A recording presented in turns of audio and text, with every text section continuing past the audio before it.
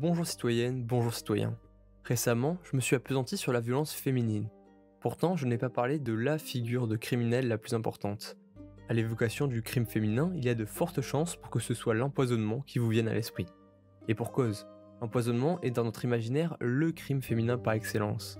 Un crime froid, dissimulé, sournois, un crime de faible. Mais si vous avez vu ma précédente vidéo, vous savez que le crime auquel les femmes se livrent le plus, du moins au 19e siècle, c'est l'infanticide. Les empoisonnements, eux, ne représentent que 3% des crimes féminins. À cela, on pourrait me rétorquer que les empoisonnements sont majoritairement commis par les femmes. Mais c'est également faux, puisque sur l'ensemble du 19e siècle, on constate une égalité homme-femme dans la comparution devant les tribunaux pour empoisonnement.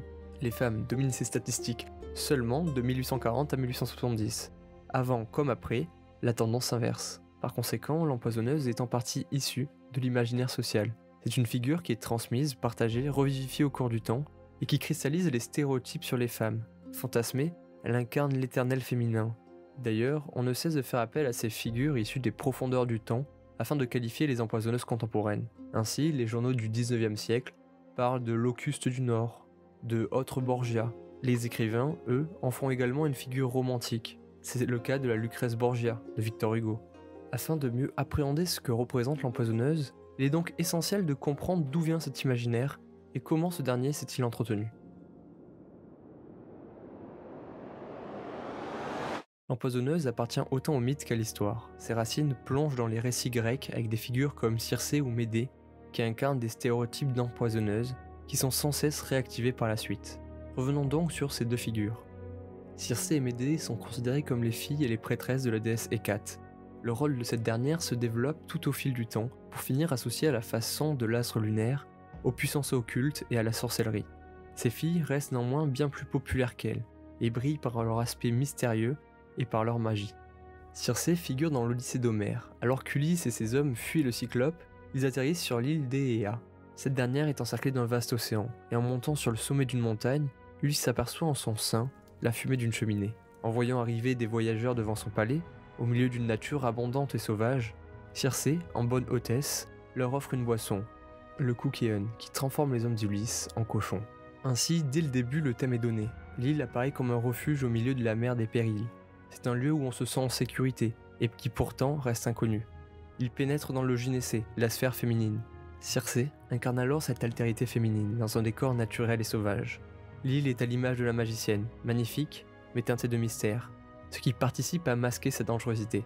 D'ailleurs, les compagnons d'Ulysse demandent un moment, est-ce une femme? Une déesse? On retrouve dans le mythe tous les ingrédients de la femme vénéneuse, un cadre naturel, une femme à la beauté ensorcelante, qui est trouvée en pleine activité féminine, le tissage, et qui agit selon une attitude conforme aux normes. Elle accueille les hôtes comme il se doit, mais elle les trompe et agit avec perfidie. La mention de ces éléments évoque probablement en vous un imaginaire bien connu, tant il a été utilisé par la suite. La seconde figure de magicienne est celle de Médée, fille du roi de Colchide. Elle tombe amoureuse de Jason et aide les Argonautes à s'emparer de la toison d'or, en donnant un onguent qui permet de résister aux flammes de dragon et en tuant son frère. En récompense de son aide, Jason promet de se marier avec elle, mais après quelques années, il la répudie et se marie avec Glauqué. Folle de jalousie, Médée tue Glauqué et les enfants qu'elle a eus avec Jason. Médée est donc l'incarnation de la femme bafouée, vengeresse, qui cristallise tous les excès du féminin. En plus de tuer ses enfants, elle s'en prend à la nouvelle épouse de Jason en usant de ses pouvoirs et en déjouant la confiance. En effet, pour arriver à ses fins, elle offre à Glauqué en cadeau un voile nuptial. Le présent est éblouissant. Il charme la jeune femme en jouant sur la coquetterie de celle-ci. Mais le voile, habilement tissé, est en réalité un piège et le textile prend feu en tuant la jeune épouse. Ici, on retrouve la notion de séduction, mais aussi l'ancrage dans le quotidien. Le cadeau étant issu d'un artisanat féminin. En allant plus loin, ce que le cas de Médée permet de voir, c'est que les poisons sont en Grèce antique des pharmacas, et le terme pharmacone désigne à la fois poison et remède. Il peut avoir des effets totalement différents. Il peut tuer, mais également métamorphoser, immuniser et soigner. Pour les anciens, la ligne entre poison, pharmacopée et magie reste floue et mystérieuse, tout autant que celle qui maîtrise ces arts. La magicienne est donc une figure énigmatique, souvent étrangère, comme les Médées. Cette altérité, méconnue mais crainte, possède néanmoins un savoir reconnu.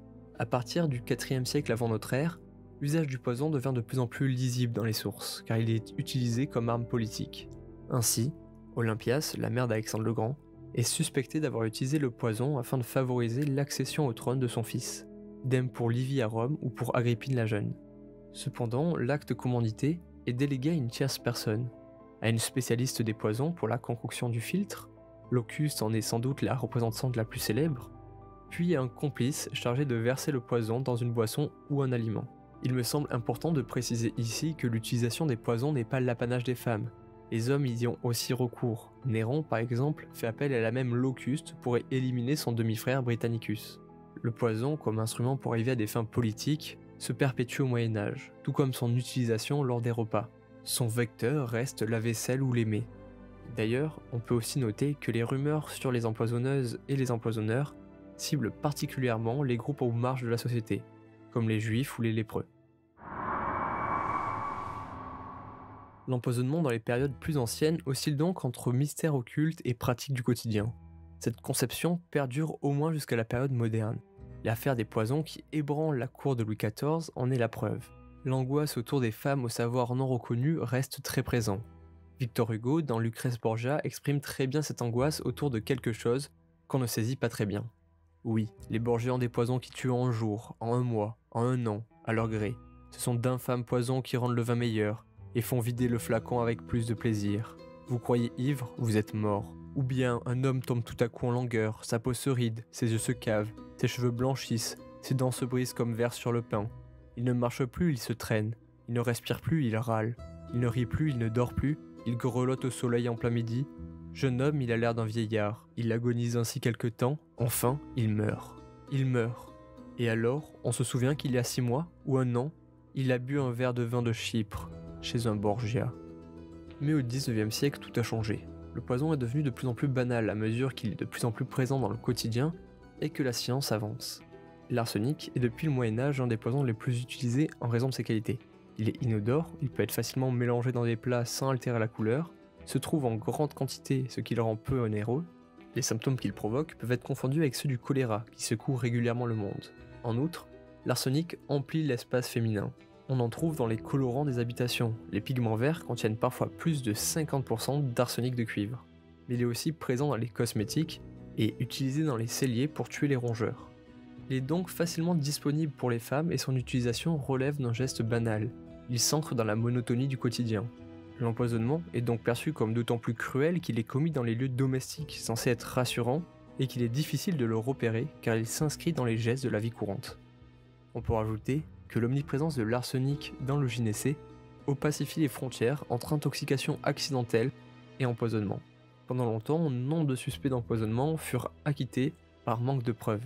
D'ailleurs, c'est l'angoisse suscitée par les vagues d'empoisonnement qui a permis de développer à grande pompe la toxicologie.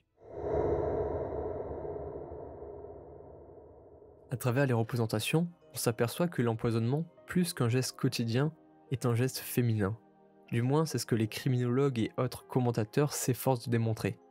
Pour justifier la tendance des femmes à l'empoisonnement, ces scientifiques, toujours en proie à la misogynie ambiante de la société, insistent sur la lâcheté du geste.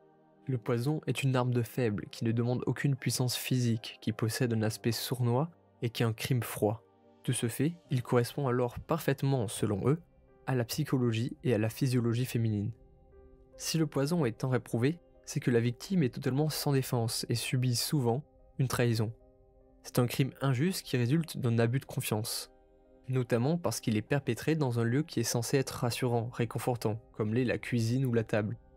En cela, il entre donc en contradiction avec les représentations de la masculinité, qui prônent force et courage. Pour renforcer leur théorie, les criminologues s'appuient sur les mythes anciens, que nous avons vus précédemment. Cela leur permet de forger l'idée d'un éternel féminin, qui s'exprimerait par essence dans l'empoisonnement. D'ailleurs, pour ces savants, même les empoisonneurs sont en réalité soit sous la domination d'une femme, soit sont eux-mêmes des transfuges de genre. Ils sont lâches, efféminés, et leur identité sexuelle est floue. Ceci permet au docteur René Charpentier de conclure que, même chez l'homme, le crime reste féminin. L'autre figure de l'empoisonneur qui se développe est celle du savant. Cette fois-ci, il est davantage respecté pour son intelligence, et on le met pas dans le même sac que l'empoisonneuse. Il crée des poisons, explore la science, et ne reproduit pas simplement un geste atavique. La force des représentations de l'empoisonnement comme un crime féminin provient alors non pas des statistiques, mais du poids des fantasmes et des discours. Si vous avez regardé ma vidéo sur le crime, vous savez que le 19e siècle voit l'émergence du crime en tant qu'objet culturel. Le crime inspirant à la fois angoisse et fascination. Dans la littérature romantique, cela se traduit par une réutilisation de nombreuses figures du passé, comme Lucrèce Borgia, Catherine de Médicis ou la marquise de Brinvilliers. L'empoisonneuse est surreprésentée dans l'espace littéraire, et bien souvent, c'est une femme fatale et subversive qui est dépeinte. Elle est séduisante mais également froide et calculatrice. Son insensibilité l'amène aux antipodes de la nature féminine, et elle devient contre-nature. Il est essentiel qu'elle soit aussi froide intérieurement que brûlante en apparence. Enfin, il faut qu'elle soit ancrée dans son rôle social, celui d'une mère ou d'une femme. À propos de la marquise de Brinvilliers, Dumas écrit « À l'âge de 28 ans, la marquise de Brinvilliers était dans tout l'éclat de sa beauté. Sa taille était petite mais parfaitement prise. Son visage arrondi était d'une mignardise charmante. Ses traits, d'autant plus réguliers qu'ils n'étaient jamais altérés par aucune impression intérieure, semblaient ceux d'une statue qui, par un pouvoir magique, aurait momentanément reçu la vie. Et chacun pouvait prendre pour le reflet de la sérénité d'une âme pure cette froide et cruelle impassibilité, qui n'était qu'un masque à couvrir le remords. Ce fut avec ce masque qu'elle lui présenta un soir un bouillon empoisonné. » La littérature contribue à l'obsession autour de l'empoisonneuse, qui alimente les fantasmes et les craintes. Elle est le miroir inversé de la bonne mère, une fleur du mal, à la fois effrayante et magnifique. Au XIXe siècle, s'élaborent aussi les décomptes des actes criminels qui donnent l'impression d'une augmentation exponentielle des empoisonnements. Dans ce contexte, la presse s'empare de ce sujet et fait craindre un péril du poison en évoquant des épidémies d'empoisonnement.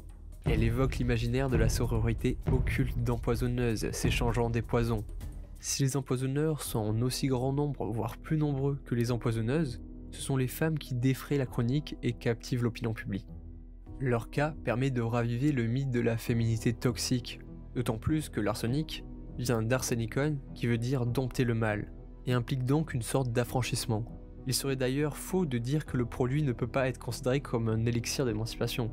En tant que substance abortive, l'arsenic peut permettre aux femmes d'éviter la charge d'un enfant non désiré. Et en tant que poison, il peut permettre de se débarrasser d'un mari violent dans un monde où les femmes n'ont pas vraiment leur mot à dire sur le mariage ni sur le divorce. Le roman Thérèse d'Esqueraux illustre à la perfection l'utilisation du poison par une femme dans le cadre quotidien pour son émancipation. Jusqu'alors, j'ai beaucoup abordé la figure de l'empoisonneuse séductrice, car elle est abondante et qu'elle prend une place importante dans la représentation des femmes vénéneuses. Mais elle se partage la scène avec un autre type d'empoisonneuse, les sorcières laides et rustres. Celles comme Hélène Gégado, une vieille cuisinière bretonne qui aurait tué 25 personnes pour des remarques désobligeantes à son encontre. Hélène Gégado a marqué les esprits pour ses méfaits dans les années 1840, et son cas relève bien plus de la vilaine mauvaise herbe que de la fleur vénéneuse. Afin de mieux saisir mes propos, attardons-nous sur le cas d'un des procès les plus retentissants de la monarchie de Juillet. Nous sommes donc en 1840 quand débute l'affaire Lafarge. Marie Lafarge, née Marie Capel, est une jeune femme de 23 ans appartenant au Tout Paris qui rencontre en 1839 Charles Lafarge, un maître des forges de Corrèze. Ce dernier a 13 ans de plus et le décrit comme laid et rustre. Mais dans ce monde, les intérêts priment sur le cœur et ils envisagent donc de se marier. Dès le départ, les deux futurs époux se mentent. Elle lui promet une fortune considérable et lui décrit son domicile comme un fastueux château. Leur mariage est très rapidement bouclé et Charles amène sa femme dans son nouveau foyer. À peine arrivée, Marie tombe des nues. Le château promis n'est en réalité qu'une vieille forge délabrée, transformée en habitation infestée de rats et tenue par une belle-mère acariâtre. Du moins, c'est ainsi que Marie Lafarge voit sa nouvelle prison. Très vite, la situation devient insupportable pour la jeune mariée, issue du milieu mondain parisien. Elle supplie alors son mari de la ramener à Paris, mais il refuse. En cette fin d'année 1839, alors que Charles est sur Paris, elle lui envoie des gâteaux de sa confection. Le soir même, il est pris de vives douleurs. Il rentre alors en Corrèze et il meurt le 14 janvier 1840. Soupçonnant un empoisonnement, la justice est saisie. Très vite, on fait appel à des experts pour des analyses toxicologiques. Le premier verdict est clair. Il y a des traces d'arsenic. Mais une contre-expertise est demandée, et elle prouve le contraire. L'Académie des sciences se retrouve alors impliquée à travers deux grandes figures antagonistes, Orfila et Raspail. Le premier, avec son procédé, trouve des traces d'arsenic. Le second, qui arrive après le verdict, montre malgré tout que la dose d'arsenic trouvée est une dose tout à fait banale au vu de l'omniprésence de l'arsenic dans la vie courante. Raspail aurait dit « De l'arsenic, il y en a partout, même dans votre fauteuil, monsieur le président. Et si monsieur Orfila consent à se soumettre à une cuisson convenable, j'en trouverai dans ses intestins. » Comme souvent dans le milieu des sciences au XIXe siècle, cette controverse scientifique s'entrecroise de conflits politiques. Car en effet, l'affaire Lafarge prend une tournure nationale. Le monde parisien vitupère, clame son innocence ou au contraire l'accuse d'être une criminelle. Ces deux partis prennent le nom de lafargistes et d'anti-lafargistes. Finalement, Marie Lafarge est condamnée. Elle est envoyée au bagne et sa santé se détériore considérablement. En 1852, Louis-Napoléon Bonaparte la gracie, mais elle meurt quelques mois après de ces mots. Cette affaire illustre bien des points que nous avons vus précédemment. Pourtant, Marie Lafarge est loin d'être une Cersei trompant des hommes, ou une Médée prise d'une folie vengeresse. Cependant, elle a grandement participé à la construction de l'imaginaire des empoisonneuses au XIXe siècle, en incarnant la figure de la femme mariée, empoisonnant son mari à travers de petits gestes quotidiens. L'intérêt qu'elle a suscité est très symptomatique de l'intérêt que portait l'opinion publique aux affaires criminelles et en particulier à celle des femmes empoisonneuses. L'empoisonneuse est donc une construction qui s'est faite sur le long terme, qui se modifie au gré des événements, mais qui garde quand même dans l'imaginaire collectif un ancrage important issu des mythes antiques qui ont inspiré d'autres plus contemporains, comme la sorcière de Blanche-Neige. L'empoisonneuse représente l'éternel mâle féminin, le fait exécrable des femmes. Elle fascine par ses mystères, mais ne cesse d'être stigmatisée pour établir l'ordre et la norme. Quel que soit le stéréotype qui lui est associé, il s'agit d'une performance dans le genre, qu'elle soit une femme fatale, une vile sorcière ou une débauchée. Elle apparaît comme une transgression sans pour autant réussir à sortir des carcans du genre. Son évocation met aussi en garde contre les comportements transgressifs, contre une féminité trop expansive ou émancipatrice. À travers cette série de vidéos sur le crime, j'espère réussir à avoir témoigné de l'importance de l'imaginaire sur notre réalité, et montrer à quel point il peut être performatif. Nos représentations ont tendance à influencer notre perception et nous tromper. L'imaginaire collectif peut nous pousser à être persuadés de fausses idées. À ce titre, l'empoisonnement comme un crime de femme en est sans doute le meilleur exemple. Car, au risque de me répéter, je préfère le redire, les hommes empoisonnent tout autant, voire plus, que les femmes. Cette vidéo étant terminée, je vous suggère de vous ruer sur Thérèse d'Asqueroux, qui est une petite pépite, une application littéraire de mes dires.